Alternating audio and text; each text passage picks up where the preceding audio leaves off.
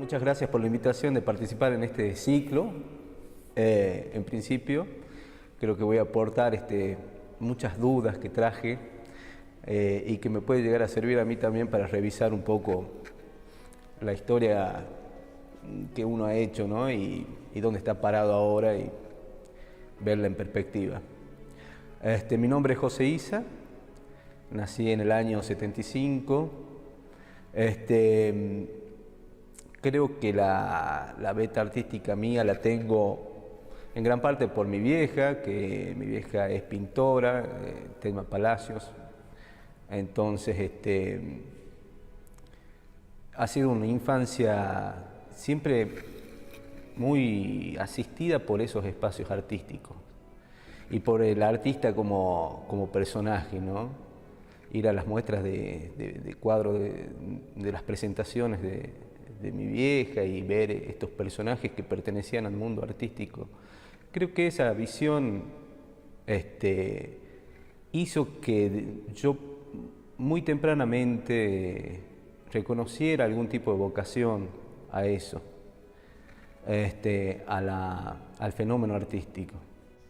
Bueno, durante el secundario yo noté que eso es importante, a mí me parece importante, digamos, como rescatar, digamos, que no a todo el mundo tiene esa suerte, ¿no? de poder percibir alguna dirección hacia su vocación.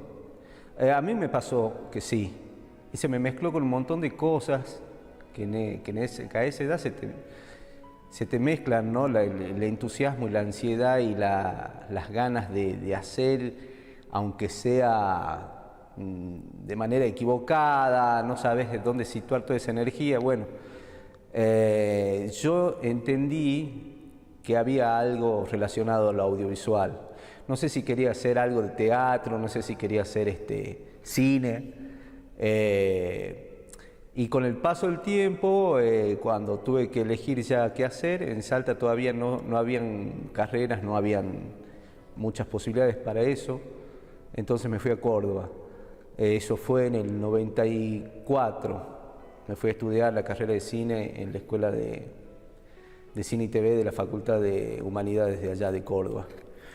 Y con mucho entusiasmo, la verdad que fueron unos años preciosos donde todo estaba en ebullición, ¿no? Todo el aspecto creativo. Yo no me acuerdo cuál era el poeta que una vez que leí que nunca había logrado alcanzar ese grado de entusiasmo ni de producción, buena o mala, pero mucha, como en las épocas después de la adolescencia. Y yo siento algo parecido a eso. Calculo que todos tienen una historia distinta, ¿no? con su quehacer artístico, todos los artistas, ¿no? Hay gente a la que le ha sucedido al revés, que sus grandes despertares han venido después, en la madurez. Bueno, yo estoy tratando de averiguar a ver qué es, en qué momento estoy. Y bueno, una vez que yo me recibí de ahí, vi en la escuela de cine, yo fui además ayudante de alumnos en las cátedras de montaje y de guión, y lo que me dio bastante confianza también para poder definir todavía mejor esos aspectos, esas áreas del cine en lo que venía después yo por hacer. En el 98 egresé de la escuela y tenía muchas ganas de poner manos a la obra. Ya me había cautivado desde ese entonces algo que después fue como una especie de guía espiritual, artística en mi vida, que fue la relación que yo tuve con el Cuchi Leguizamón como personaje en mi vida, ¿no? Y que mantengo hasta ahora, ¿no? A pesar de que yo no he podido estar con él, es una relación, digamos, que se da mucho más en un plano espiritual. Bueno, Entonces yo volví de Córdoba, lo primero que hice fue un videoclip, me acuerdo, porque tenía muchas ganas de hacer ya un documental sobre el Cuchi.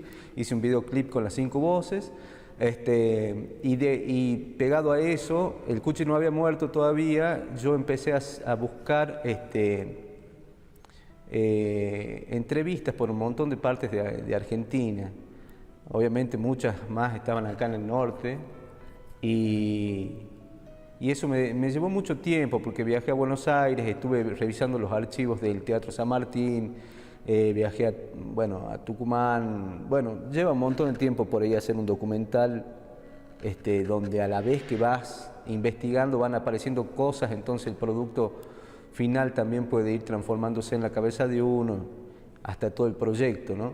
Entonces me metí con el Cuchi, eso fue empecé en el 98 y terminé en el 2001, y en el proceso murió el Cuchi, y fue uno de los grandes aciertos, digamos, desde la manufactura de eso, porque fue hecho con muchísima naturalidad y muchísima cosa espontánea, ¿no? Una búsqueda llevada por una cuestión muy afectiva con el Cuchi. Entonces salió apenas empezaban a moverse el tema de los DVDs, de las compresiones y todo eso, los nuevos formatos, y después salió internet, y por el 2000 y pico lo subí y realmente tuvo mucho éxito a nivel internacional, porque yo no podía creer, quizás eso fue una de las cosas más reales, ¿no? Los comentarios que uno tiene en internet, porque hay gente que te da su opinión sin con toda crudeza, ¿no? Entonces todos los comentarios eran muy buenos, gente muy entusiasmada con lo que veía. Claro que yo había agarrado un tema que ya estaba siendo muy admirado, ¿no? La figura del Cuchi. Bueno, y eso me dio a mí la pauta de que uno puede trabajar algunos formatos y algunas expresiones con relativamente poca producción, y si está bien encaminado desde el punto de vista de la sensibilidad que puede conseguir, el vuelo de eso puede ser aún muy mayor. ¿Por qué digo esto? Porque siempre estuvo, desde los últimos años de carrera hasta, bueno, incluso hasta el presente, ¿no? Hay mucha fascinación por la tecnología. Siempre hubo ahí como una cosa que hasta un momento yo sentí que podía ser algo que contaminaba, digamos, un proyecto, o incluso que podía llegar a contaminar el espíritu artístico de quien está haciendo una obra, ¿no? Y ahora todavía las posibilidades son infinitas, ¿no? Desde lo tecnológico. Entonces ahora está bueno observar cómo el mundo de las ideas, digamos, se impone sobre el mundo de las posibilidades tecnológicas, y eso está bueno, creo yo, en alguna medida, digamos, porque la apuesta todavía vuelve atrás, digamos. Ya no es el que tiene la posibilidad de hacerlo al trabajo audiovisual, sino lo que vale la idea. Bueno, seguido de eso, en el año hay un fragmento que podemos ver de lo del Cuchi.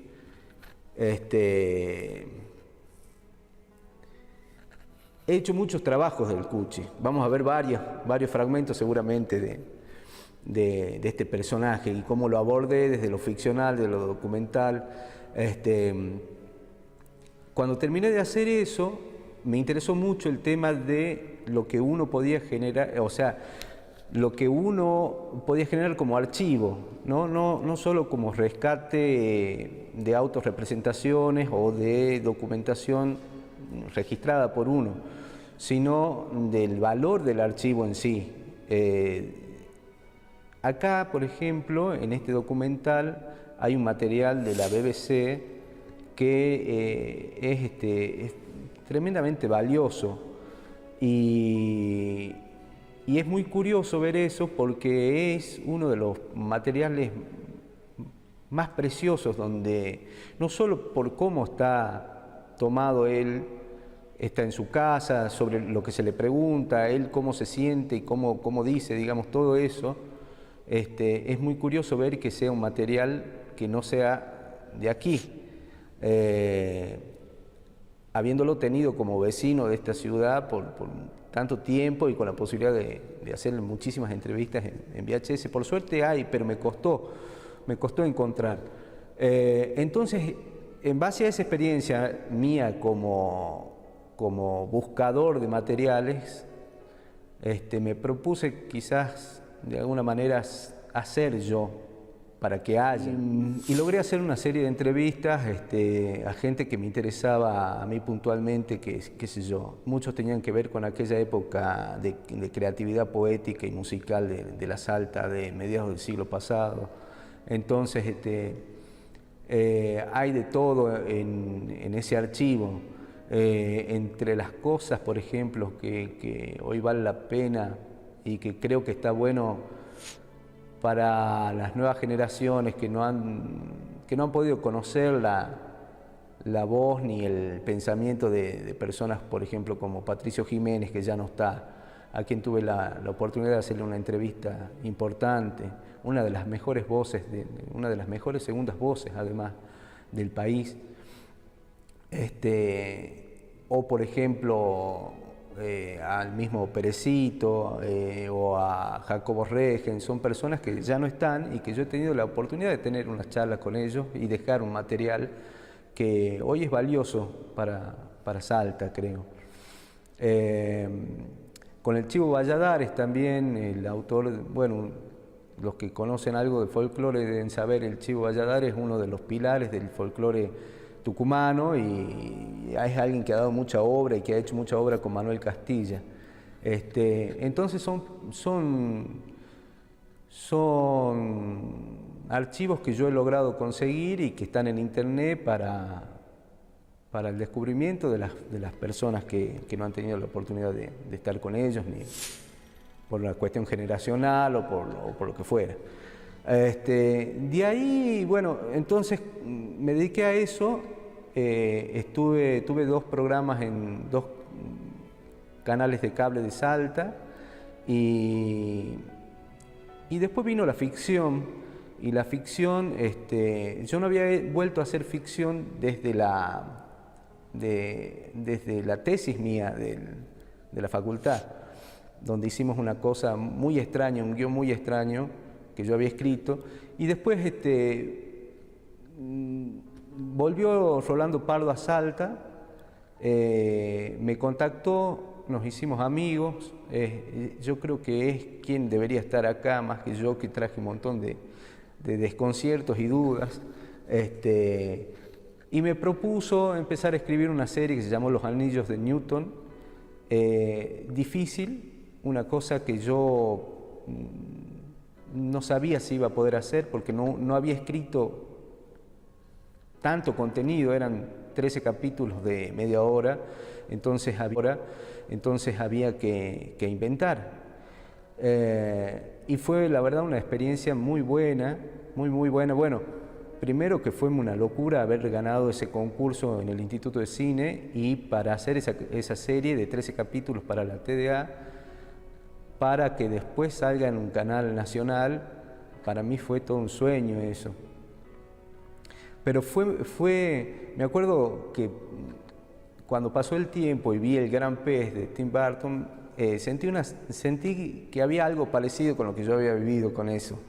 Esa cosa extraña de poder generar un personaje en un papel en blanco, es algo casi divino, es ponerse en el lugar de Dios, ¿no? De decir, bueno,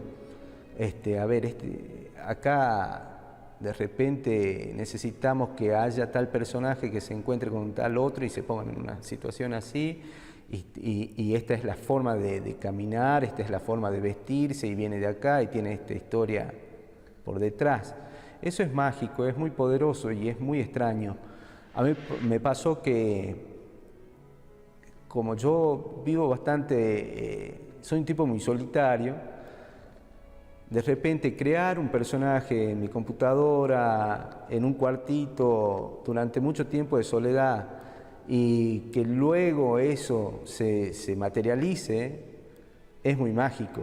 Yo me acuerdo que el día que hicimos el casting y que empezamos con un equipo muy grande, yo nunca había hecho una cosa de esa envergadura, ¿no? Con un presupuesto que en ese momento era muy importante.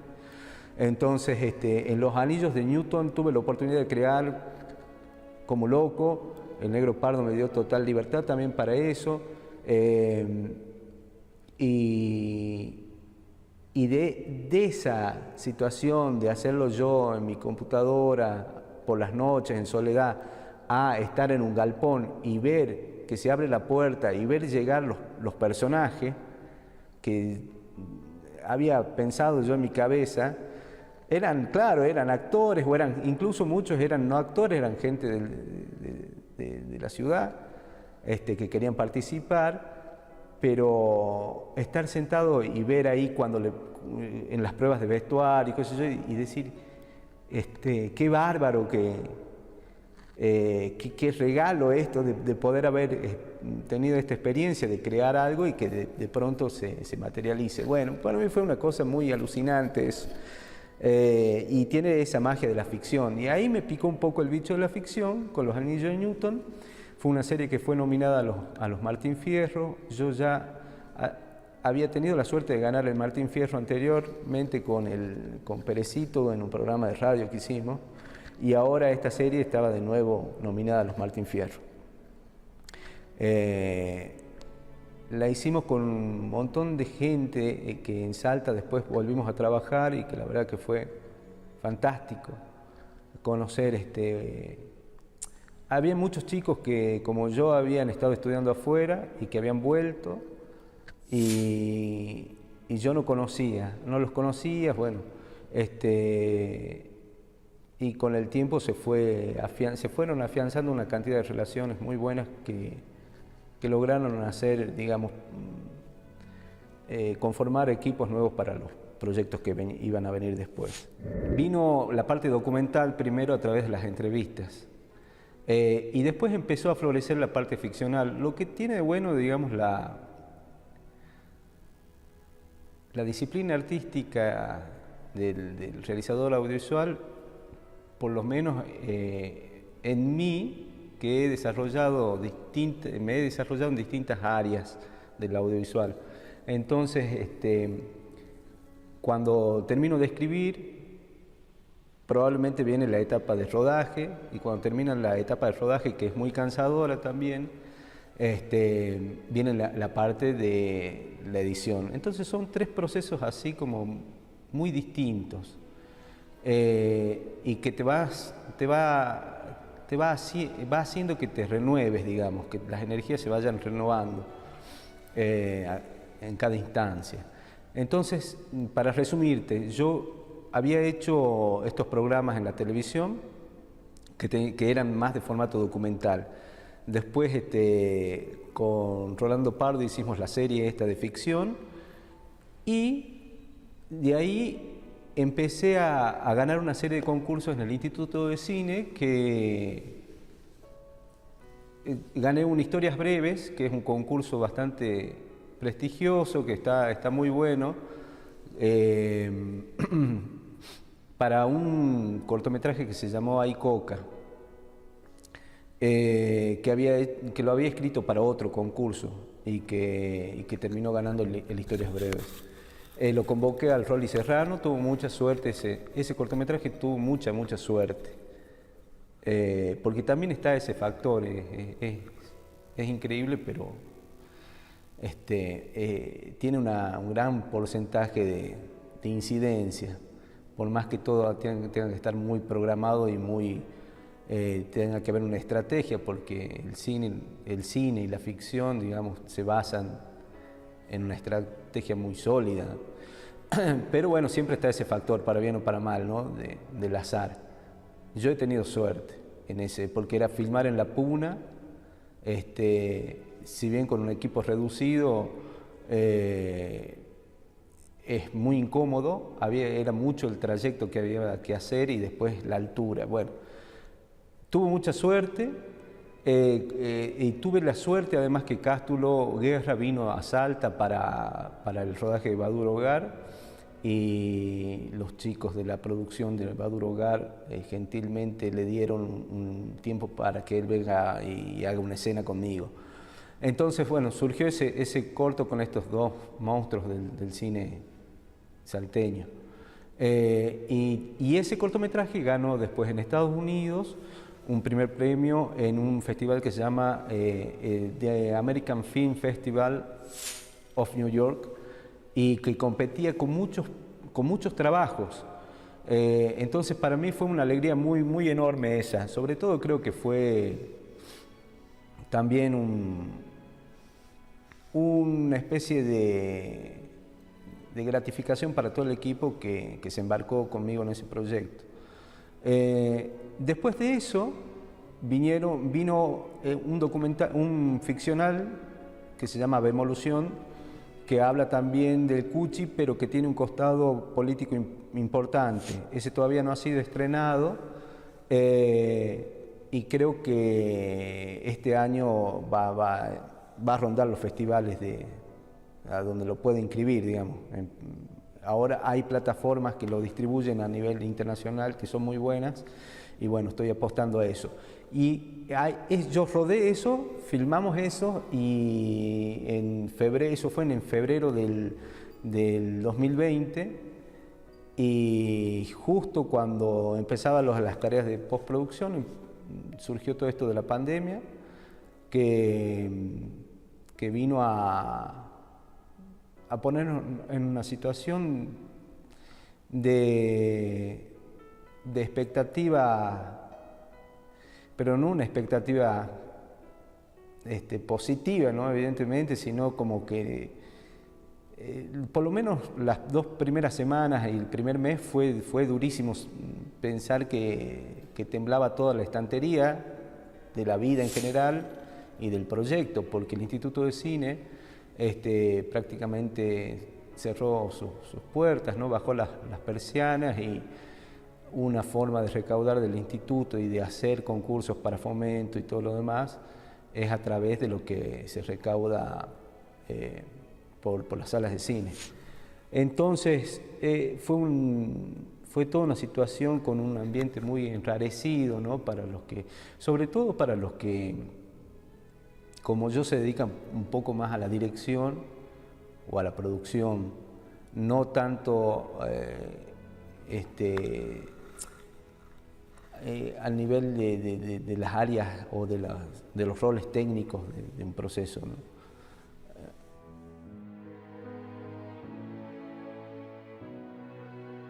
¿Qué pasó?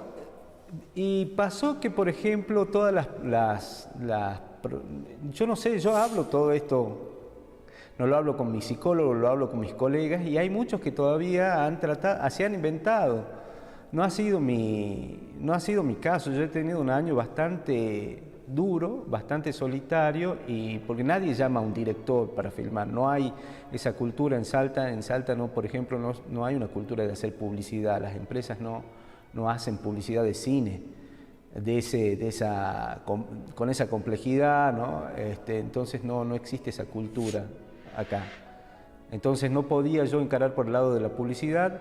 El instituto estuvo prácticamente cerrado, salieron 2 o 3 concursos de fomento chiquitos en los que me anoté y después se hizo el vacío y creo que siempre hay alguna percepción de la gente de que es el momento para el artista que trabaja escribiendo de hacer, porque te estás confinado en tu casa, tenés más tiempo que el que tenías antes para sentarte y crear proyectos. Bueno, no es tan así, digamos, no funciona así porque está toda una cuestión anímica también, que nos ha golpeado a todos, ¿no? Sea hagas arte o no hagas arte. Entonces, toda esta pandemia vino a condicionarte de alguna manera y a ponerte en una estructura que te deja un poco inutilizado, ¿no? Inmovilizado.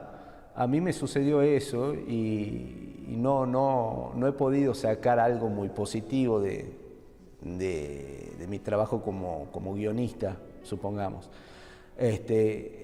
Así que por suerte tuve que hacer lo que es la postproducción del corto. Me agarré un poco de esa tabla de salvación como para mantenerme activo. Me propuse yo editarlo. Esto que te digo de Bemolución, hay imágenes allí. Y ahora se me han acumulado proyectos que yo traía atrasados, ¿no? Cortometrajes, y hay una serie que quiero hacer, que no sé si se darán los astros para que lo haga, que tiene que ver con la pandemia y que se llama Primer Acto, que justamente viene. Primero, hay algo que yo no he entendido nunca por qué no se ha dado de manera más natural, que es el encuentro del creador audiovisual en Salta con su materia prima, que es la gente de teatro. Me parece que ahí hay un canal de comunicación que nunca se dio de manera muy fluida para hacer cosas y para aceitar la maquinaria para cuando vengan los grandes proyectos. Hacer y hacer. Yo creo que eso también es muy peligroso, que todavía está en un estado muy puro esto de la centralización de lo que se hace en Buenos Aires, y todos los mecanismos pasan por ahí de una u otra forma, a través del instituto o a través de un montón de cosas, y nosotros vamos perdiendo una gimnasia de hacer, de la frecuencia, ¿no? Decir, bueno, terminamos una cosa, empezamos otra. A nivel ficcional, cuando perdiste eso, después cuando tenés que volver a hacerlo, ya tenés todo más empastado y tenés que revisar de vuelta cómo eran los libros de eso, ¿no? De ese lenguaje, que es un lenguaje que no es sencillo de construir. Entonces, nada, lo que yo espero para lo que viene es muy difícil de aventurar algo, ¿no? Estamos todos los días leyendo a ver qué es lo que va a pasar. Aparentemente vuelven a funcionar algunas cosas, con eso vuelven a funcionar, en teoría volverían a funcionar las salas de cine, y todo tendría a reactivarse. Yo estoy viendo alternativas para lo que es, porque claro, todo esto te golpea también desde todos los costados, desde el económico también. Entonces, todo el espacio que no lo podés ganar haciendo tu producción artística, es como una mancha que te va encerrando y te va llevando a otros lugares, y cada vez más difícil conectar con eso, ¿no? Yo creo que aquí en Salta estamos perdiendo una gran oportunidad de hacer cosas a nivel audiovisual y porque hay muchísimo talento y hay mucha gente que viene trabajando, pero con mucho esfuerzo, ¿no? Y con mucho riesgo económico, estaría bueno. Yo creo que este es un mal de Salta desde digamos, que viene de larga data, que viene de décadas, de no ponderarse el trabajo audiovisual como debería habérselo hecho. Entonces, de repente, eso también ocasionó que cuando llegase una situación como la que estamos viviendo de pandemia, no hubo suficiente estructura dentro del esquema de fomento audiovisual como para que nos agarremos de eso y podamos, digamos, proyectarnos o mantenernos en trabajo. Creo que estamos perdiendo una gran oportunidad de de hacer de esta provincia un hervidero de realizadores audiovisuales. Ya está muy demostrado que hay talento en la provincia y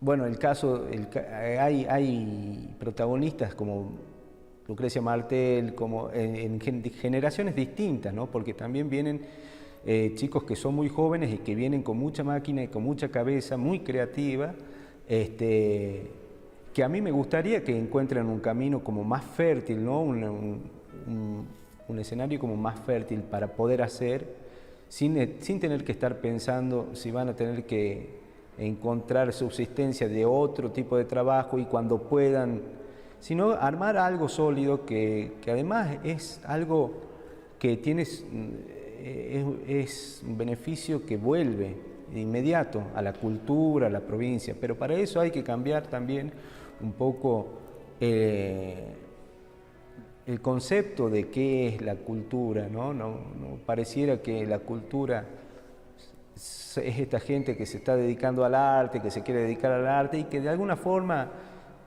siempre hay alguna red en eso, o que no peligraría si no lo hacen, si un artista no desarrolla su obra, no es que vaya a pasar algo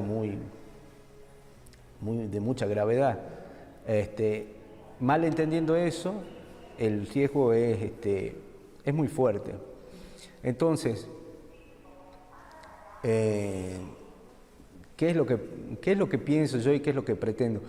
Hay algo muy bueno. Lo único bueno que pude hacer en la pandemia para crecer yo, porque de eso se trata, digamos, de ir creciendo, haciendo y creciendo de nuevo, es aprovechar este tipo de cosas.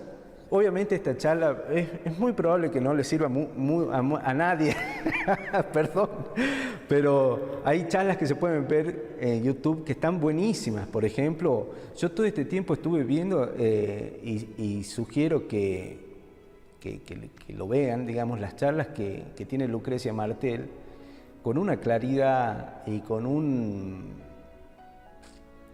contenido así muy útil para la gente que está en la creación del cine o en lo audiovisual.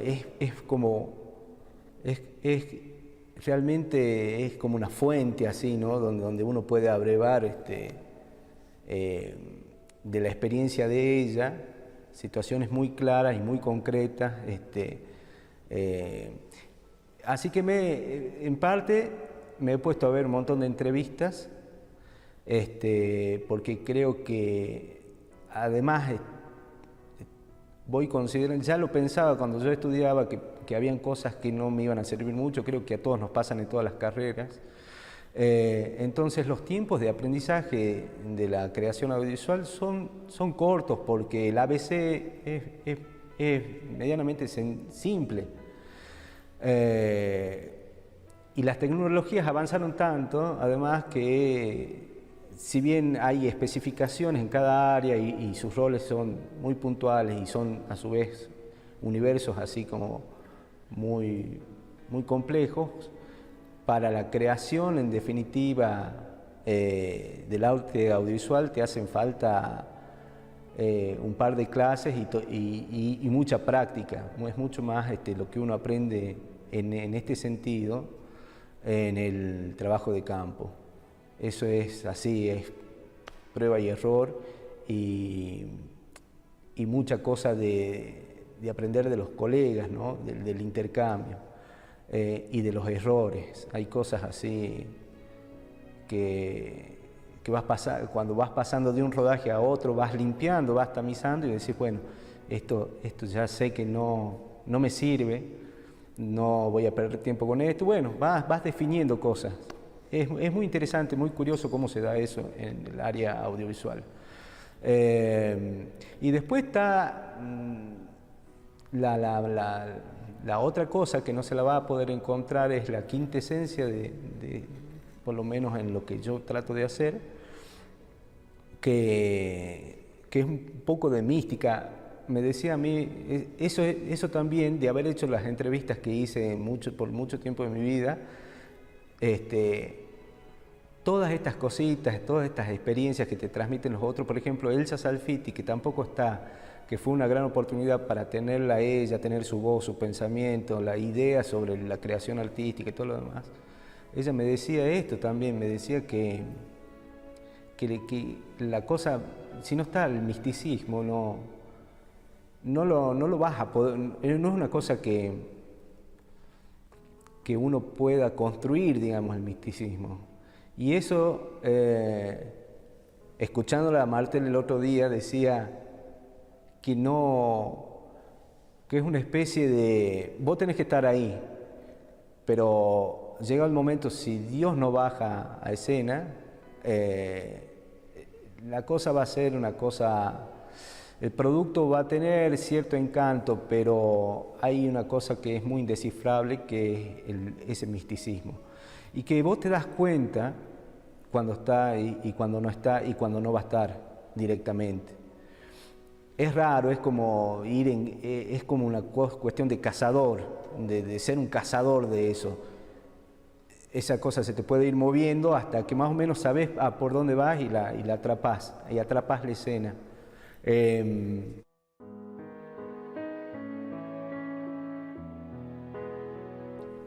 Que cómo veo lo que viene.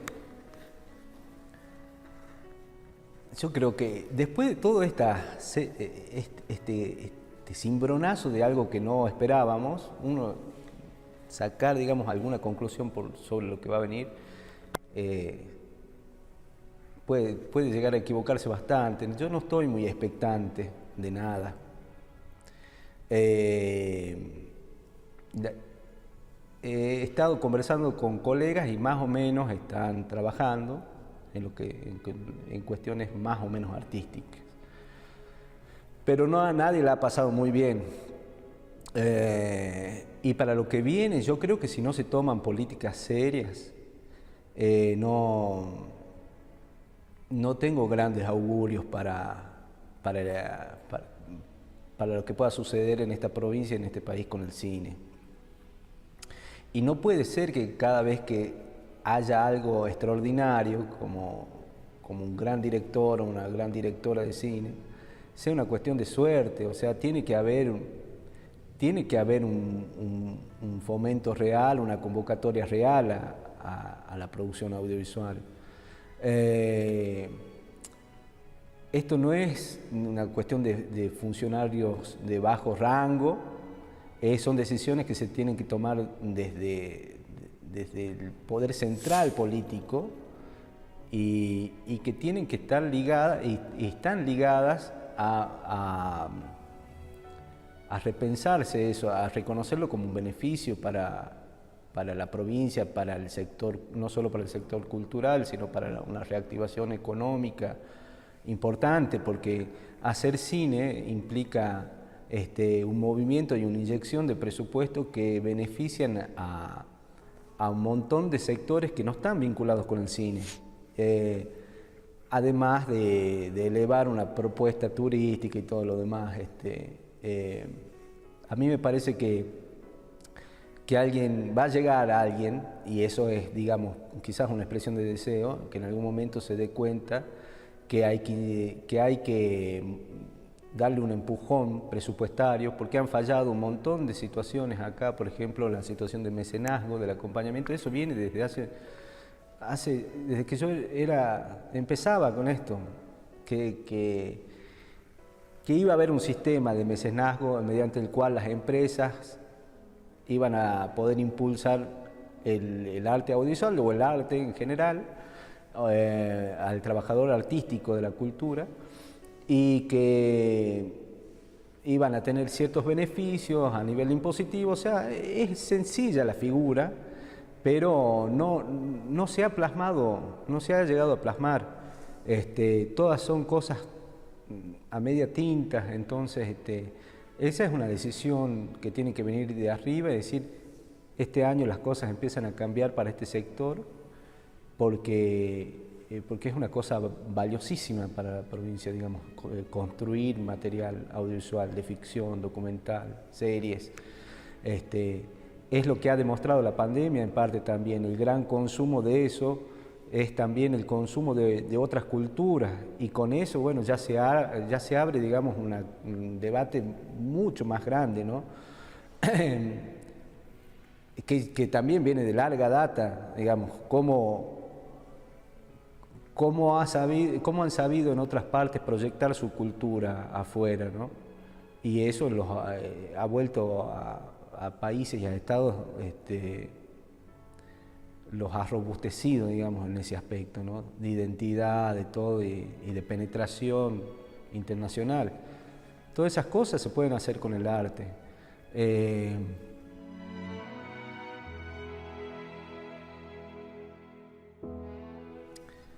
Yo, por lo pronto, estoy esperando que hayan un par de resoluciones respecto a proyectos que tengo presentados. Tengo un par de largometrajes escritos y que también espero que puedan ver en algún momento la luz. He tenido el gusto de trabajar con gente muy buena. Para este año, por ejemplo, que va a ser todo Güemes, preparémonos porque va a ser todo Güemes.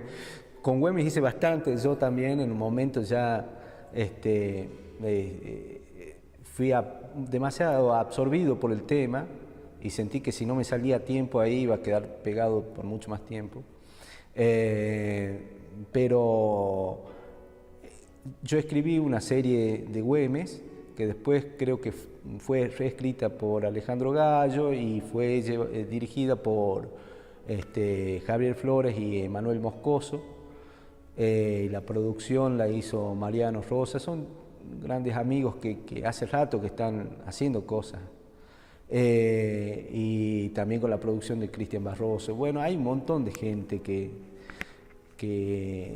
muy valiosa, que está haciendo muchas cosas. Yo he trabajado también con gente de Tucumán, muy piola y muy capacitada. Y bueno, nada, esperar poder seguir en el tema y no sucumbir. Tengo un montón de proyectos alternativas para poder hacerle frente a la crisis económica. Por suerte nada se me ha dado así que lo pueda ejecutar, porque tengo ideas muy extrañas de poner una cancha de pádel a un criadero de perros labrador, y en todas voy a fracasar. O sea que espero poder estar ligado un poco, no desligarme del mundo artístico y audiovisual, que esta pandemia y las políticas que se apliquen para esto no hagan un desertor de mí. Y por otra parte, y con esto ya termino, porque tampoco creo que he traído más dudas personales que certezas generales que pueda dar, pero sí me motiva mucho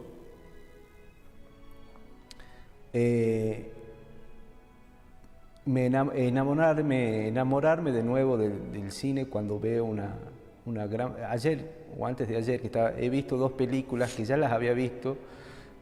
Una es Beautiful, que también es una delicia escucharlo. Yo invito a la gente que después de escucharme a mí, con el contraste que pueda haber, y yo bancarme ese contraste, puedan ver una charla de Martel que ella da en el centro Leonardo Fabio, creo, jovencita, muy clara, muy interesante, con una cabeza totalmente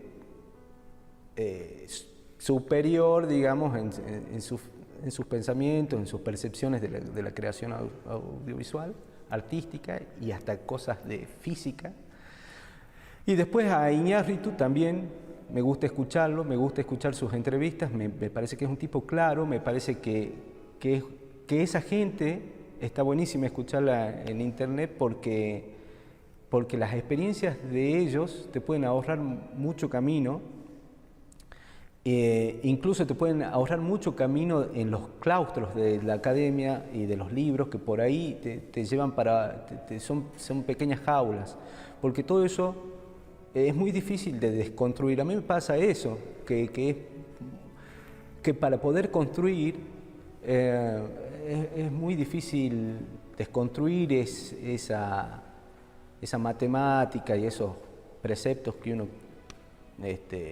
que se solidificaron como costras adentro de uno y que a la hora de plantear la cámara están ahí, esperando ser los primeros en ser agarrados por vos. Entonces, pero esa es falta de la gimnasia misma, ¿no? Nos falta eso, yo siento que nos falta eso, hacer más seguido, equivocarnos más seguidos y aprender más rápido. Es lo que creo que quiero para lo que viene respecto a la actividad nuestra en Salta y en el país.